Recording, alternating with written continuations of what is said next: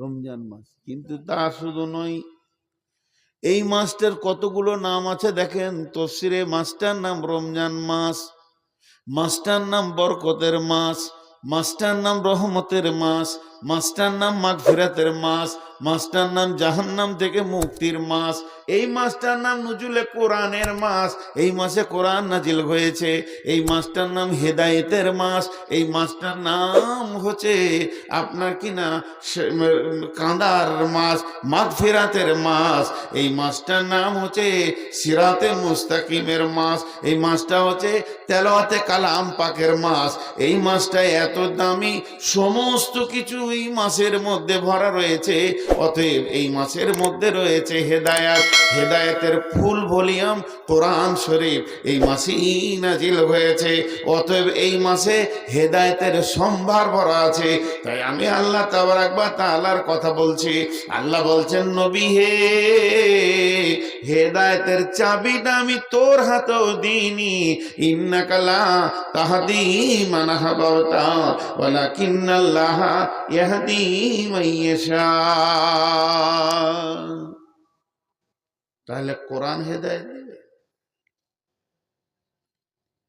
না? পারবে না। কোরআনের এমন আয়াত আছে, ইমানদারের ইমান মজবুত হবে আর বেঈমানের বেঈমানি মজবুত হবে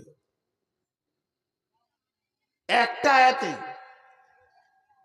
এরকম অনেক আয়াত আছে, শুধু একটা নেই, অনেক আছে। তার মধ্যে একটা আয়াত পড়ি,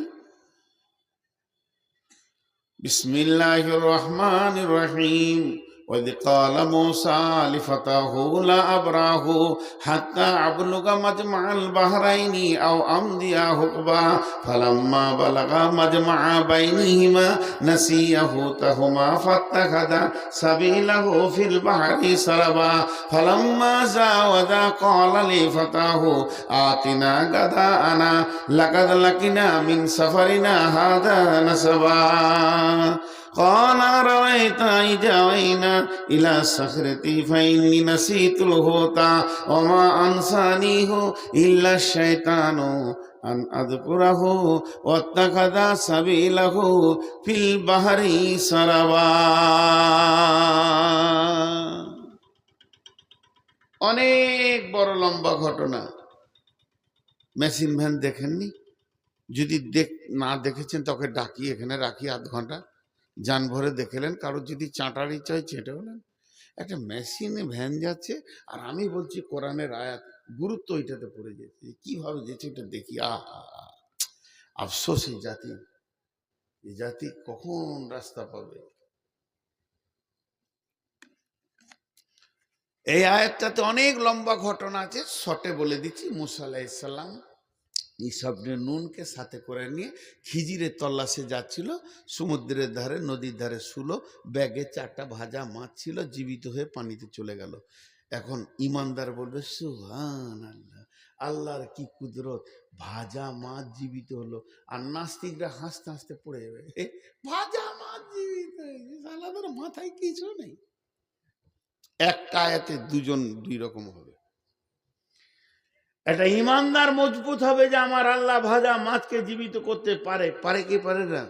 তুলিজুল লাইলা ফিল নাহারি ওয়া তুলিজুল নাহারা ফিল লাইলি ওয়া তুখরিজুল হাইয়্যা মিনাল মাইয়িতি ওয়া তুখরিজুল মাইয়িতা মিনাল হাইয়্যি ওয়া তারযুকু মান তাশা বিগাইরি হিসাব। মানুষের ধারণা, না খেলে মরে যাব। যে লোকটা চেয়ারে বসে বক্তব্য রাখছে 41 দিন টানা খায়নি, বেঁচে আছে কি করে? একটা দানা 41 দিন খায়নি। আমি যে বছর মুসলিম শরীফপুরে আমি ইউপিতে ছিলাম, মাঝারুল উলুমে, এই রায়পুর ফাইজেদা রাহিমেতে, হঠাৎ অসুখ হয়ে গেল। কখন যে আমাকে বাড়ি নিয়েছে সে হুঁশি নেই। হসপিটালে থাকি, খালি পরে খবর শুনি এই ঠোঁটে চামচে করে সকাল বিকাল 1 ফোঁট 2 ফোঁট পানি। 40 দিন পর উঠে বসেছি, তারপরে খাবার খেয়েছি। কি করে বাঁচিয়ে রেখেছে আল্লাহ। আজকে আমার 59 কেজি, ওজনটা 43 কেজি হয়ে গেছিল তখন, আর এখন 83 কেজি ওজন। সেই মানুষটা বেঁচে আছে 40 দিন না। আল্লাহ পারেন। এরকম কুদরত অনেক আছে, কিন্তু বিশ্বাস ইমানদারের মজবুত হবে, বেঈমানরা অট্ট হাসিতে পড়ে যাবে, ভাজা ভাজা। তা আবার আছে মুসা আলাইহিস সালাম খালি নুন দেখেছিল খেয়ে, যে ভাজাটা কেমন হলো দেখি, সব জ্যান্ত হয়ে চলে গেছে।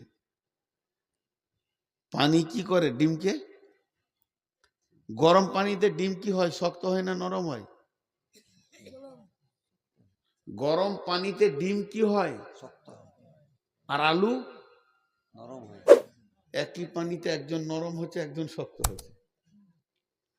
একই পানি, একজন নরম হচ্ছে আর একজন নরম ছিল শক্ত হচ্ছে। তেমনি একই আয়াতে ইমানদারের ইমান বাড়বে, বেঈমানরা বেঈমান হবে। এই জন্য কোরআন বলেছেন বিসমিল্লাহির রহমানির রহিম, ইদিল্লু বিহি কাসীরা ওয়া ইয়াহদি বিহি কাসীরা ওয়া মা ইদিল্লু বিহি ইল্লাল ফাসিকিন। অনেক আমাকে পড়ে গোমরাহ হবে, অনেকে আমাকে পড়ে হেদায়েত পেয়ে যাবে, কিন্তু যারা গোমরাহ হবে তারা ফাসেক হালাতে কোরআন পড়বে, ঈমান হালাতে পড়বে না। এর জন্য সাহাবীরা বলতেন তাআল্লামনাল ঈমান সুম্মা তাআল্লামনাল কোরআন।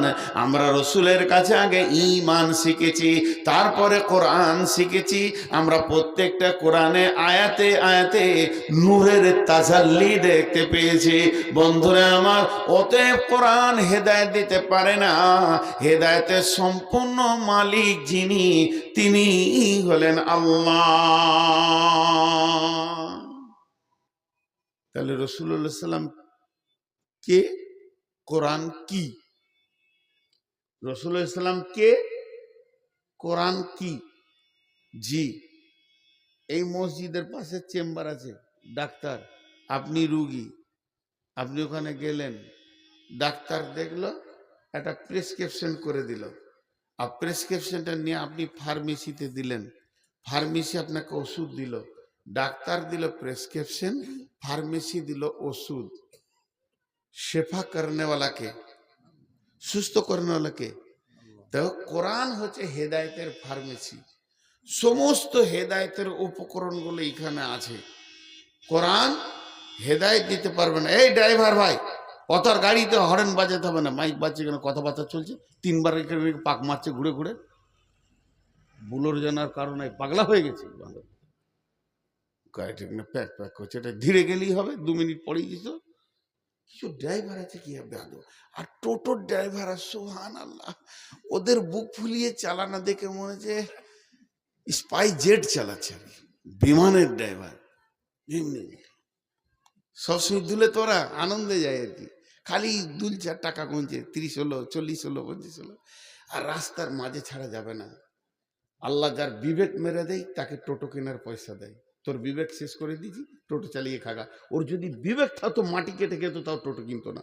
সবগুলা কোমর ধ্বজভঙ্গ হবে, দেখবেন এমনি এমনি করতে করতে 6 মাস পর দেখবেন আর কোমর নিয়ে উঠতে পারছে না।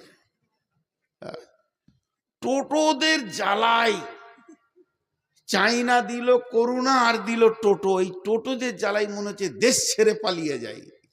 এসআইআর এর জ্বালাই লাই, টোটোর জ্বালাই। আর যখন আমার গাড়ি আসছে দেখছে, এমন করে দেখছে মনে হচ্ছে যে কি খামকা ছোট গাড়ি নিয়ে আমার সামনে আসছিস আর কি, এরকম বলছে। ছি ছি ছি ছি ছি ছি ছি, সব দেখে। তো প্রেসক্রিপশন যত কোরআনের আয়াত আছে হেদায়েতের, এগুলো হলো ওষুধ, এটা হচ্ছে ফার্মেসি। আর রাসূলুল্লাহ সাল্লাম হলেন ডাক্তার।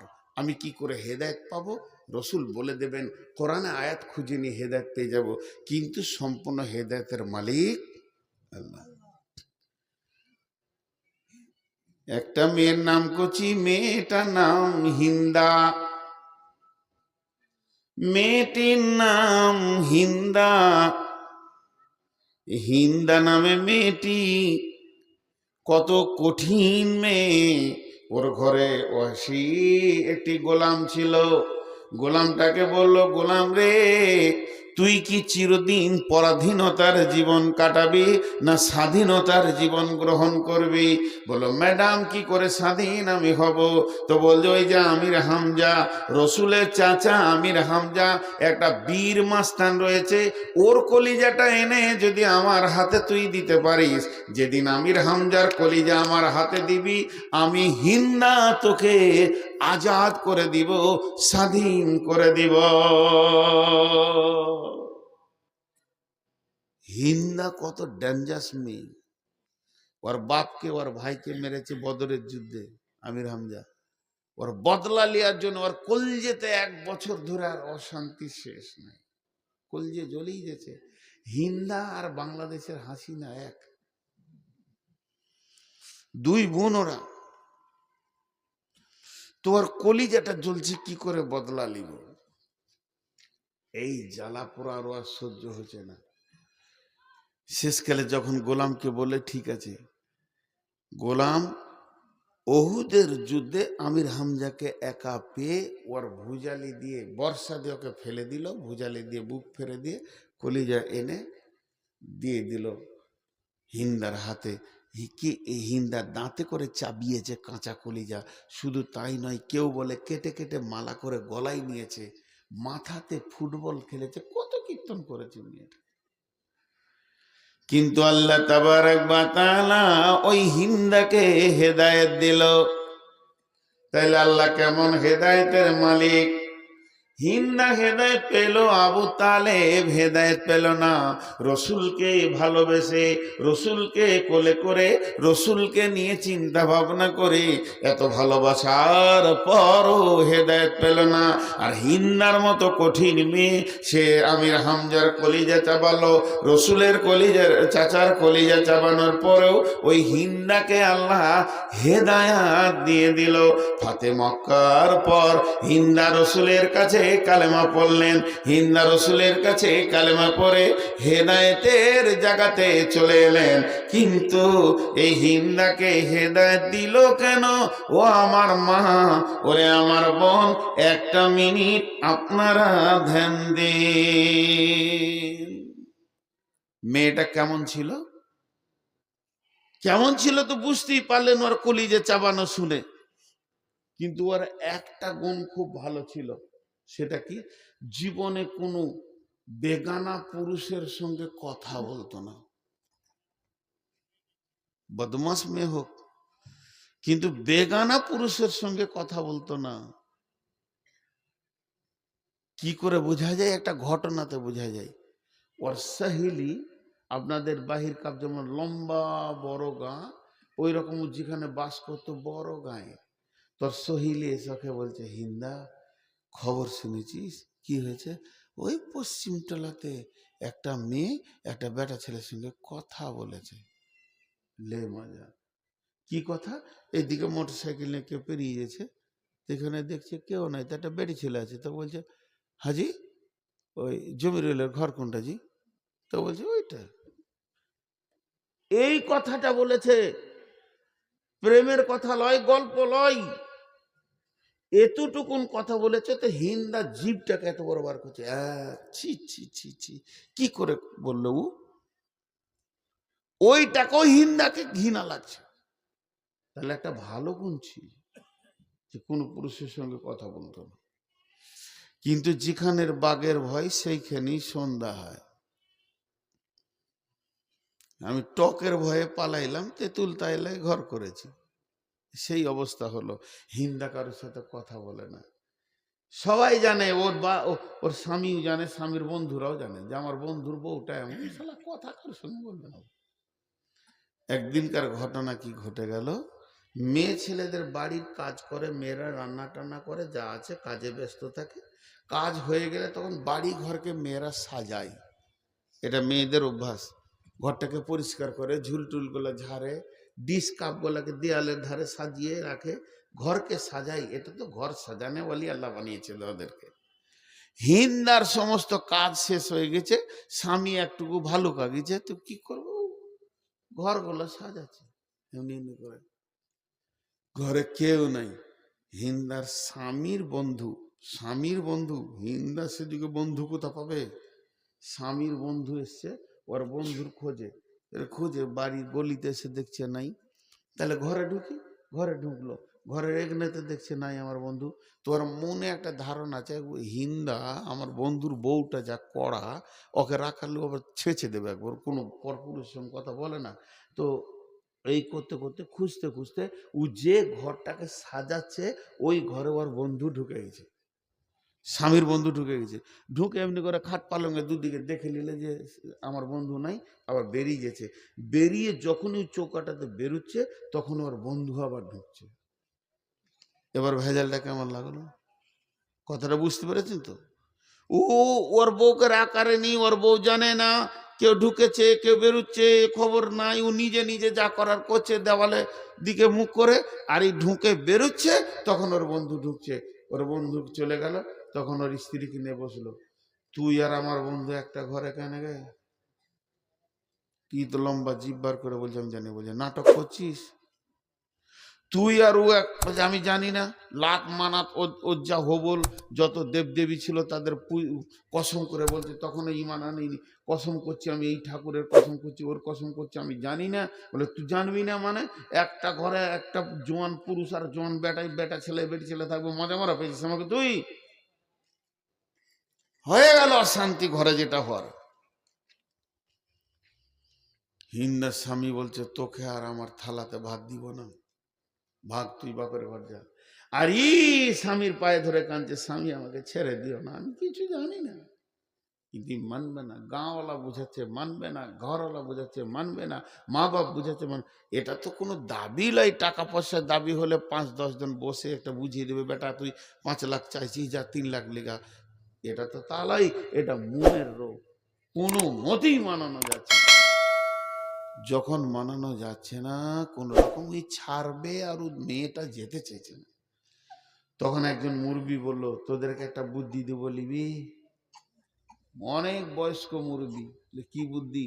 ছেলেটাকে বলছে শোন, মক্কার এইদিকে চলে যা, যেতে যেতে একটা মরুভূমি পার হয়ে পাহাড় পেরিয়ে একটা গ্রাম আছে, ওই বস্তি চলে যা, ওই বস্তিতে একটা জাদুকর আছে, হাত চালায় ঠিক দেখে, ওর কাছে গিয়ে তোর বিবির ব্যাপারে বলবি, ও যেটা বলে দেবে দেখবি ওটাই ঠিক। তখনই কথা দিলে ওই সাধু জাদুকর যদি বলে যে আমার বিবি ভালো, তাহলে ওকে আমি ভাত দিব, আমার কাছে রাখবো না, হলে রাখবো না। চলে গেল দুজনেই। ওখানে পৌঁছানোর পর জাদুকর বলছে কি হয়েছে তোমাদের বলো। দুজনা মনের কথা খুলে বলল। জাদুকর বলল এই ব্যাপার, তাহলে তুমি তোমার বউকে সন্দেহ করো? বলে জি আমি সন্দেহ করি। বলে তাহলে তোমরা বসে যাও, বসে যে ও যেমন করে জাদু করতে হয় এরকম করে মাটিতে ডাক টেনে টেনে এমনি করে হাত চালিয়ে চালিয়ে বিন বিন বিন বিন বিন বিন করে জাদুর মন্ত্র করে কিছুক্ষণ পর রিপোর্ট দিচ্ছে, হে হিন্দার স্বামী তুমি আনন্দিত হয়ে যাও, তুমি একটা ভালো মেয়ে পেয়েছো, দামি মেয়ে পেয়েছো, জীবনে কোনো পুরুষের সঙ্গে তার সম্পর্ক নাই, কোনো পরপুরুষের সঙ্গে কথা বলে না, এত দামি মেয়ে পর যদি তুমি সন্দেহ করো রে বাবা, এর থেকে খারাপ কিছু নাই। অতএব এই মেয়েটি তোমার বন্ধু ঘর ঢুকেছে বের হয়েছে এ ব্যাপারে কিছুই জানে না। তখন হিন্দার মনটা শান্তি হলো খানি, ওর স্বামীটাও হাসছে, যাক সংসারটা ভাঙলো না টিকলো। কিন্তু জাদুকর আর একটা কথা বলে দিয়ে ওর ডবল খারাপ করে দিলে। জাদুকর কি বলে জানেন? হিন্দা তোমাকে আমি একটা সুসংবাদ দিব, যতক্ষণ তোমার নামে আমি মন্ত্র পড়ে হাত চালালাম, তোমার নামে মন্ত্র পড়ে পড়ে পড়ে পড়ে পড়ে পড়ে পড়ে পড়ে আমি যতক্ষণ গবেষণা করলাম একটা জিনিস আমি পেয়েছি, তোমার পেটে একটা বাচ্চা হবে, এই তোমার পেটে আসবে বাচ্চাটা, আর তুমি তার মা হবে। ওই বাচ্চাটা যখন পৃথিবীতে আসবে এত দামি বীর পুরুষ বাচ্চা হবে, সারা পৃথিবী তাকে চিনবে। হিন্দা তো আরো কলজেটা খুশি হয়ে গেল, রে বাপ আমি দামি সন্তানের মা হব, হিন্দার স্বামী ফিক করে হাসছে, তাহলে আমি বাপ হব? তখন হিন্দা বলছে তোমার ভাত খাবো না, হেসে লাভ নাই, উল্টা হয়ে গেল। এতক্ষণ বলছিল তোকে রাখবো না, এখনই নিজে বলছে আমি খাবো না, আর স্বামীটা এবার হাত পা ধরে পড়ে গেছে, না যাস না, থাক, আমি নাই ভুল করেছি, আমি বুঝি না, মানুষ থাক। কোনো মতেই ওকে রাজি করতে পারলো না। শেষকালে হিন্দা তালাক নিল। স্বামীকে কি বললো শেষ কথা? হে আমার স্বামী, আপনার সঙ্গে আমি সংসার করলাম দীর্ঘদিন, আর আপনি আমার সঙ্গে সংসার করলে, কিন্তু তোমার চরিত্র এত খারাপ, এতদিন পরও আমাকে তুমি সন্দেহ করো, তোমার মন অতি দুর্বল, তুমি আমার মতো মেয়েটাকে সন্দেহ করেছো, এর জন্য বড় কিছু নয়। তবে আমি বলছি, তোমার মতো নরম দিলের দুর্বল মিজাজের মানুষের পেটে বিচে কোনোদিন বীর পুরুষ হতে পারে না। কারণ নিমের বিচে আঙ্গুর হবে না, কোনোদিনই হবে না। আমের আঁটিতে তাল হবে না, কোনোদিনই হবে না। তোমার বডিতে যত বীজ আছে যদি আমাকে দিয়ে দাও, বীর পুরুষ হবে না। আমাকে যদি বীর পুরুষের মা হতে হয়, তাহলে বীর পুরুষের বিবি হতে হবে। ওই হিন্দা স্বামীকে তালাক দিল, তালাক দিয়ে ওর কাছ থেকে বিচ্ছেদ হয়ে গেল। বিচ্ছেদ হয়ে রসুলের চাচা আবু সুফিয়ানের সঙ্গে বিয়ে হলো। আর আবু সুফিয়ানের সঙ্গে বিয়ে হওয়ার পর ওই বাচ্চাটা জন্ম নিল। আবু সুফিয়ানের ঔরসে, হিন্দার গর্বে যে বাচ্চাটা জন্ম নিল, সারা পৃথিবী পরিচিত বাচ্চা, ওর নাম ইমাম মাবিয়া রাদিয়াল্লাহু তাআলা আনহু। আল্লাহ তাবারাক ওয়া তাআলা হিন্দার মতো মেয়েকে হেদায়াত দিলেন এবং রসুলের চাচি করে দিলেন। হিন্দা আর একটা কাজ করে গেছে মেয়েদের জন্য। কি কাজ জানেন? মেয়েদের জন্য একটা বিরাট কাজ করে গেছে হিন্দা। হিন্দার স্বামী যেটা আবু সুফিয়ান, হাড় কিপটে মাল ছিল। মাছ কিনবেই না, ও মাংস কিনবেই না, আঙ্গুর কলা তো দূরের কথা থাক, আপেল বেদানা ছি ছি ছি ছি, ওর মতো হার কিপটে কেউ নাই। হিন্দা একদিন রসুলকে এসে বলছেন, তখন ইমানদার হয়ে গেছে, বেটা মোহাম্মদ, চাচা চাচি হচ্ছে, তোমার চাচা খুব হার কিপটে মাল রে বাবা, কিছুই কিনে না। আচ্ছা আপনাদের গায়ে হার কিপটে মাল আছে? বলে না, হ্যাঁ না বলে না, বলে না, লজ্জা করছে। নাই, কে বলছে নাই? ওকেই ধরবো আগে, ওর ঘরের খবর লিখ। তা তোমার চাচা খুব হারকিপটে মাল, ভালো জিনিস কিনে না বাপ, আমি জীবনে ওই রকম চলি নাই, ভালো খেতে মন যায় রে বাবা। আল্লাহ রসুল বললে, চাচি, যারা হারকিপটে হয় ওদের কোনো ওষুধ নাই, মেডিসিন নাই যে ওদেরকে উদার করে দেবে। সহজ রাস্তা হচ্ছে, তুমি মাল চুরি করো আর খাও। মাল, স্বামীর মাল চুরি করে তুমি খাও, তখন থেকে মেয়েদের পাওয়ার হয়ে গেল। আজও যদি স্বামী হার কিপটে হয়, তোর বিবি মাল চুরি করে খেলে গুনাহ হবে না? দিয়ে দিল আল্লাহ রসুল, হার কিপটেদের বিবিদেরকে চালাও, টাকা বার করো আর আঙ্গুর খাও, ও যখন আসবে তখন মুখ পুচে বসে থাকো, কিছুই খাইনি, ওকে জানতেই দিও না। তো এ হলো হেদায়েত। আর হেদায়েত পেল ঐশী, আর হেদায়েত পেল ইকরামা, অনেক কথা আছে। তাহলে প্রকৃত হেদায়েতের মালিক আল্লাহ। এবার যে আয়াতগুলো পড়েছি তরজমাটা শুধু করে দিব, আমার হাতের দিকে তাকান। বিসমিল্লাহির রহমানির রহিম। কুল তাআলাউ ওয়াতলু মা হাররামা রাব্বুকুম আলাইকুম আল্লা তুশরিকু বিহি শাইয়্যা ওয়া বিল ওয়ালিদাইনি হিসানা ওয়া লা তাকতুলু আওলাদাকুম মিন ইমলাকিন নাহনু নারযুকুকুম ওয়া ইয়্যাহুম ওয়া লা তাকরাবুল ফাওয়াহিশা মা জাহারা মিনহা ওয়া মা বাতান ওয়া লা তাকতুলু নাফসাল্লাতী হাররামাল্লাহু ইল্লা বিল হাক্কি যালিকুম ওয়াসাকুম বিহি লাআল্লাকুম تعقلون ولا تقربوا مال اليتيم إلا بالتي هي أحسن حتى يبلغ أشده وأوفوا الكيل والميزان لا نكلف نفسا إلا وسعها وإذا قلتم فاعدلوا ولو كان ذا قربى وبعهد الله أوفوا ذلكم وصاكم به لعلكم تذكرون।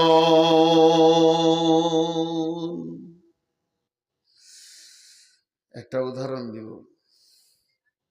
আমি বর্ধমান থেকে আসছি, কালিয়াচকে জিজ্ঞেস করছি ফোন করে, বাহির ক্যাব কোন দিকে যাব আপনাদেরকে, চলে আসেন অমৃতি হয়ে আসে। যখন আমি অমৃতিতে, তখন আবার ফোন করছি মুশফিকুলকে, ভাই আমি অমৃতি দিয়ে যাচ্ছি। হ্যাঁ ঠিক আছে ভাই, আমি অমৃতি হয়ে যাচ্ছি, ঠিক আছে আমি মানিকচক হয়ে যাব। হ্যাঁ ঠিক আছে, রাস্তা ঠিক আছে। কাহারল পার হলাম, ঠিক আছে ঠিক আছে। রতুয়া পার করছি, ঠিক আছে। একবার যদি বলি রতুয়া পার করছি, 5 মিনিট পর বলি ভাদো পার করছি, তো বলবে দাঁড়া দাঁড়া দাঁড়া দাঁড়া দাঁড়া, গাড়ি দাঁড় করা, বেলাইনি হয়ে গেছে। ভাদো দিকে ভাই আপনি আবার রতুয়া আসেন, জিজ্ঞেস করেন ভালো কারোর বাজার কোন দিকে, এই রেটে আসেন, মানে ভুল হয়ে গেছিল। তা আল্লাহ এরকম বলছে, যার ভিতরে 10টা পৃথিবীতে জ্ঞান আছে, আমল আছে, ও ঠিক জান্নাতের রাস্তায় আছে।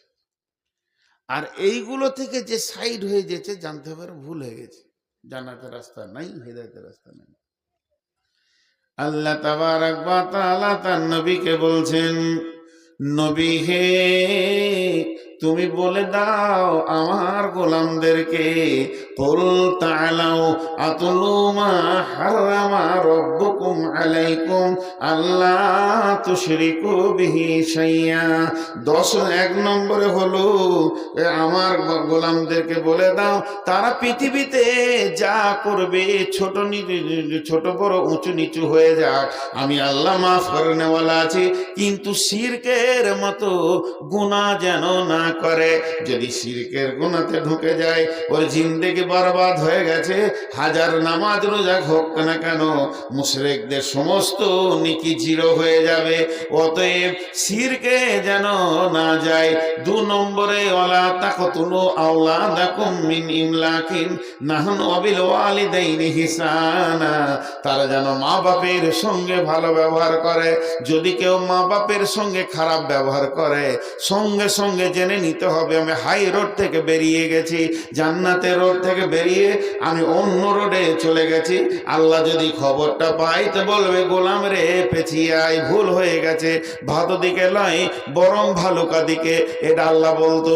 কিন্তু আমি মা বাপকে যদি ভালোবাসি, তোমার রাস্তা ঠিক আছে, আরো আগে চলো।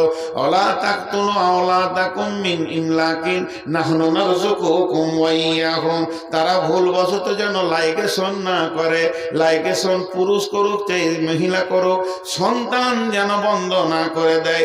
যদি সন্তান পেট কেটে লাইগেশন করে বন্ধ করে দেয়, তাহলে তাদের পদস্খলন ঘটে গেছে, তারা রোড থেকে সরে চলে গেছে, অন্যদিকে চলে গেছে। আর তারা এই হেদায়েতের রোড পাবে না, আল্লাহ পাবে না, রসুল পাবে না, জান্নাত পাবে না, শান্তি পাবে না। লাইগেশন যেন না করে। 4 নম্বরে বলছে, ওয়ালা তাকরাবুল ফাওয়াহিশা মা জাহারা মিনহা ওয়া মা বাতান, এই পৃথিবীর মাটিতে প্রকাশ্যে কিংবা গোপনে যেখানে কাবিরা গুনাহ হবে, ওই জায়গায় যেন ওকে আমি দেখতে না পাই। তাস চলছে, লুডু চলছে, দাবা চলছে, মদ চলছে, জুয়া চলছে, জেনা চলছে, বেশ্যা আছে, রান্ডি আছে, লুচ্চা আছে, যে জায়গাতে সুদ চলছে অহরহ, ওই জায়গায় মুমিনকে যেন আমি দেখতে না পাই, মুমিন দাঁড়াবে না। 5 নম্বর হলো, 6 নম্বরে ওয়ালা তাকতুলু নাফসাল্লাতী হারামাল্লাহু ইল্লা বিল হাক্কি। 5 নম্বরে হচ্ছে মানুষ হয়ে মানুষকে যেন কতল না করে। একটা মানুষকে মার্ডার করা 20 মানুষকে মার্ডার করা সমান। অতএব মানুষ হয়ে তারা যেন মানুষকে মার্ডার না করে। এটা নবী হে ওদেরকে শুনিয়ে দাও। দুটো আয়াতে 10টা বলবে, এই আয়াতে 5টা বললেন আল্লাহ। শিরক না আমি করি না। ঠিক আছে তোর রাস্তা। মা বাপ খুব ভালোবাসি হৃদয় দিয়ে, মা বাপ আমার কলিজা। এখানে মাঝে 2 মিনিট টাইম নিব। কিছু মা প্রিয় ছেলে আছে বউ দেখে ধরে মারে মায়ের জন্য। খবরদার, বউ মারলে যে কি আজাব আছে তুমি বুঝবে। কেউ বলে না বিবিকে মারার যে আজাব আছে। আল্লাহ বলেছেন ফালা তাবু আলাইহিন্না সাবিলা ইন্নাল্লাহ আলিয়ান কাবিরা। তা আমি লম্বা কথা বলবো না, কারণ এটা আমার বিষয় নয়। ছোট্ট করে একটা অঙ্ক আপনার হাতে দিব, এই অঙ্কটা নেবেন। মেয়েটাকে বিয়ে করেছেন আজকে 10 বছর, 15 বছর, 12 বছর, 20 বছর, 25 বছর, যাই করেছেন। যেদিন বিয়ে করেছেন ওই সেকেন্ডটা আপনার স্ত্রী। যখন আপনি বিয়ে করেননি, আপনার বিয়ে পড়ানো হয়নি, তার আগে উকে ছিল শ্বশুরের বিটি, শাশুড়ির বিটি, শালার বোন। এখন আল্লাহর হিসাবটা আর একটু পেছিয়ে যান। মেয়েটাকে বিয়ে করতে গেছেন তখন মেয়েটার বয়স 18+, 19। তো 20 বছর আগে মেয়েটা কে ছিল? আল্লাহ বলছে তুই হিসাব করতে। তোর শ্বশুরের বেটিও ছিল না, তোর শাশুড়ির বেটিও ছিল না, আমার গোলাম ছিল। আমি ওকে কতদিন আমার কাছে রেখেছি জানিস? হালাতা আলাল ইনসানি হিন মিনাদ দাহরি লাম ইয়াকুন সাইয়্যুম মাজকুরা। এই পৃথিবীর সৃষ্টির 50,000 বছর পূর্বে সবারই তকদির লিখেছি, তো ওরও তকদির লিখেছি, তখন থেকে আমার কাছে আছে। এটা আমার দেওয়া নিয়ামত, তোকে দিয়েছি আমি আনন্দ করতে। তুই যতবার ভাবছিস যেটা আমার শ্বশুরের বিটি, শালার বোন, শাশুড়ির বিটি, একবার তুই ভাব এটা আল্লাহর বান্দি। একবার ভাব, খালি একবার ভাব। তো শ্বশুরের থেকে আমার মায়া বেশি আছে ওই মেয়েটার উপরে। আমার কাছে দীর্ঘদিন থেকেছে। আল্লাহ রসুল হজ্জতুল বেদাতে বলেছিলেন, লোক সকল তোমরা তোমাদের আল্লাহর দেওয়া নিয়ামত আমানতকে কষ্ট দিও না। তার মানে স্ত্রীর কথা বলেছিলেন। এখন আমি আজকে মেরেছি আমার বিবিকে, 4টা থাপড় মেরেছি, আর লাঠি করে মেরেছি 5টা। কিয়ামতের মাঠে এটা বিচার হবে। আল্লাহ বলবে 2026 সালে 15 ফেব্রুয়ারি বৈকাল 3টায় আমার বান্দিকে তুই 4টা লাঠি মেরেছিস, 3টে থাপড়। একটা লাঠির জবাব দে কেন মেরেছিস, এটা আল্লাহ নেবে। যদি জবাব দিতে পারেন ফালা তাবু আলাইহিন্না সাবিলা ইন্নাল্লাহ আলিয়ান কাবিরা, তাহলে বিবির গায়ে হাত তুলেন। একটা থাপ্পড়ের জবাব দে তোর এই মারাটা কি বলেছিল, কি করেছিল, ওই পরিমাণ মারার তোর হক ছিল কিনা আল্লাহ বিচার করবে। মা বাপের প্রতি পাগল হয়ে বউ মেরে মাকে শান্তি করেন না। অনেকে মনে করে মা ইবাদতের জায়গা, বেশক মা ইবাদতের জায়গা, বেশক মা ইবাদতের জায়গা, পৃথিবীর কেউ কেটে দিতে পারবে না। বউটাও যেমন মেয়ে মানুষ, তোমার মা বেটা ছেলে লাই ওটাও মেয়ে মানুষ। তোমার মা কত বড় আল্লাহ ওলি, তোমার বাপকে জিজ্ঞেস করিও। তোমার কাছে মা, তোমার বাপের কাছে বিবি। তোমার বাপ বলবে বেটা আর বলিস না, কলিজাটা পুড়ে গেছে ওকে নিয়ে, আমার কলিজাটা আমার ছাই হয়েছে, বেটা বলিস না, ওকে নিয়ে যে কি করে দুনিয়া করছি। সেই মালটা তোমার বউকে তোমাকে মারা করাচ্ছে, তোমাকে ভাবিও। এটা মাঝে বলে নিলাম। অতএব এদিকে হুঁশিয়ার। আল্লাহ তাবারাক ওয়া তাআলা বলছেন মা বাপের সঙ্গে ভালো ব্যবহার করো, বলে ঠিক আছে। তারপরে 3 নম্বর হলো লাইগেশন করিও না, সন্তান কতল করিও না।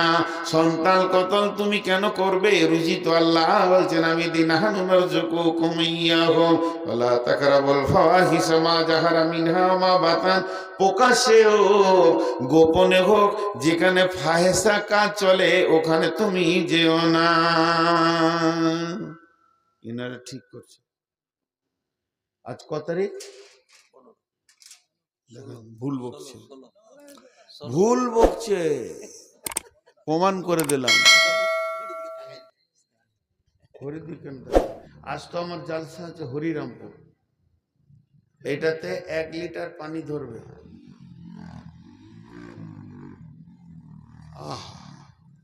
গরিব বলি এরম চালাইছিস রে। 1 লিটার পানি ধরবে। খুব ভালো করে শুনেন, পরিপূর্ণ পানি আছে, তারপরে যদি আর 1 লিটার ভরা হয় ঢুকবে? বলে না,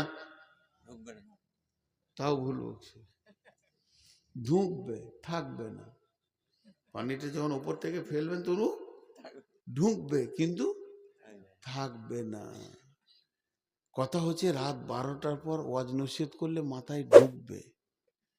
থাকবে না, জিরো। যারা শুনছে ওরা পাগল, এক পাগল, আর যে বকছে 99 পাগল। থাকবে না তো বকবি কেন? উঠে ঘর যা।